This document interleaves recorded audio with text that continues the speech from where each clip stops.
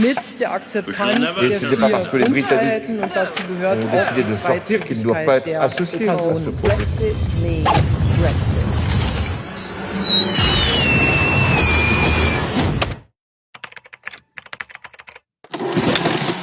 Hello and welcome to another Brexitometer brought to you by the Martin Centre. I am Angelos and I'm joining you from King's College London. And welcome to what is going to be the big chill or the deep freeze episode, if you will. On the day that we're recording this, London has been covered in snow and below zero temperatures for 5 days. It's quite uncommon for the city.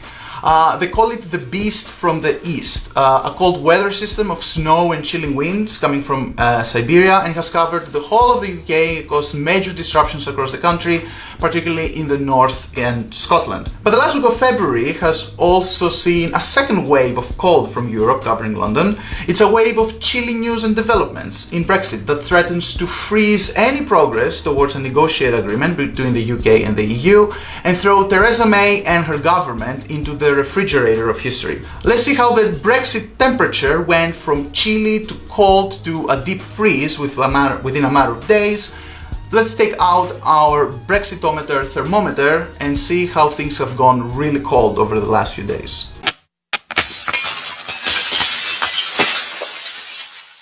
Things started getting quite cold for Theresa May when she realized that her cabinet remains as deeply divided as ever on what kind of relationship they want with Europe after Brexit. This means that basically a year before Brexit, the UK still doesn't know what it wants, and it's mostly negotiating with itself rather than with Brussels. May tried to break the deadlock by basically bringing her key members of cabinet into an estate house, a villa, in the middle of the countryside, and she locked them in for 10 hours until they found an agreement on what exactly the UK should ask from the EU. They agreed on something they called managed divergence, and Theresa May ended up presenting what they agreed on in one of her by now very usual speeches. Remember the last Brexitometer we said the next important step will be a Theresa May speech? Well, this speech happened and Theresa May presented her so-called 5 tests that would allow the negotiations to move forward, that would allow the UK to accept an agreement with the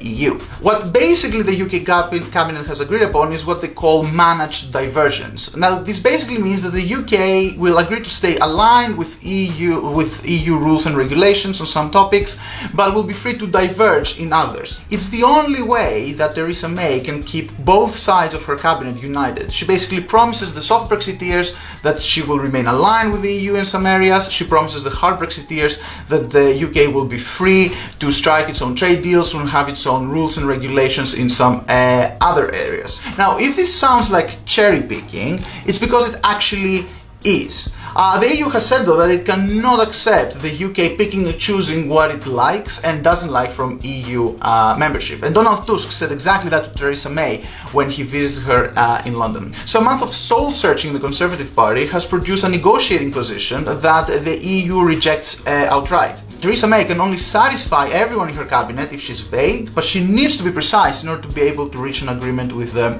EU. Eventually, she has to give someone the cold shoulder, but instead she has put all decisions on ice, basically waiting. The question is, until when can she wait?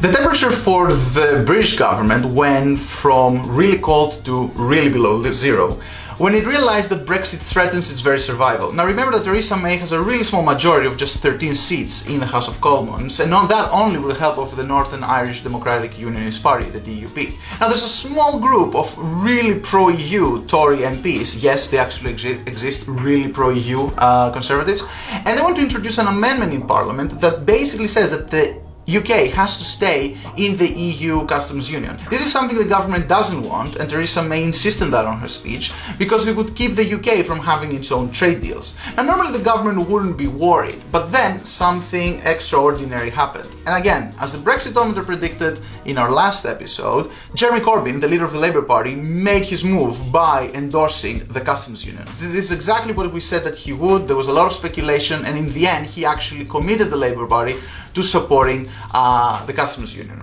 Now, Corbyn doesn't love the EU, but he sees the amendment in the House of Commons by pro-EU Tories as a chance to bring the government of Theresa May down, because with the support of the Labour government and perhaps with some number of Conservative MPs, he may hope to actually defeat the government in an important vote on Brexit in the House of Commons. And then if this happens, then perhaps the whole confidence in Theresa May and the Conservative Party will collapse. Now, the Conservative Party has postponed the vote on the customs union until spring, when the weather gets warmer.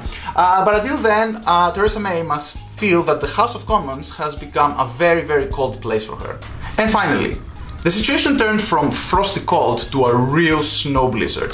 When the EU unveiled its proposals for the divorce agreement, remember the guidelines that were agreed last December? Well, the EU actually put them on papers. These are the terms with which the UK will depart a year from now, March 2019. The clock is ticking. The EU guidelines show that the UK still has no answer to the very important Irish problem. The EU guidelines that were published say that if economic borders must be erected between the UK and the EU, one option to avoid a visible hard border between Ireland and Northern Ireland, and so help preserve peace in the island, could be for Northern Ireland to maintain EU rules and regulations, and so remain aligned with what happens in Ireland, and therefore with the rest of the EU. In other words, the only way to avoid a hard border between the Republic of Ireland and Northern Ireland is to create a border between Northern Ireland and the rest of the UK. And this jeopardizes the constitutional unity of the UK as a whole. Now, this is not certain that it will happen. This was just one scenario presented by the Commission in its guidelines. But there is pressure on the UK to present ideas how it can avoid a hard border in Ireland. The clock is ticking because, remember, we are moving closer and closer to the March EU summit. Now, the UK wants to agree the terms of transition in this EU summit, and it also wants to agree some general outline about the future relationship with the EU. But you cannot agree a future relationship and the transition unless you have actually agreed on the terms of the divorce. And Ireland is a key part of the divorce. And the UK still has not presented these proposals about how it can avoid a hard border in Ireland. So while we are entering spring, theoretically, Brexit suddenly finds itself where it was back in December, in the beginning of a very cold winter. The divorce agreement is again up in the air, and Theresa May really has to worry if a year before Brexit, March 2018, a year before March 2019, she will barely have moved beyond box 1.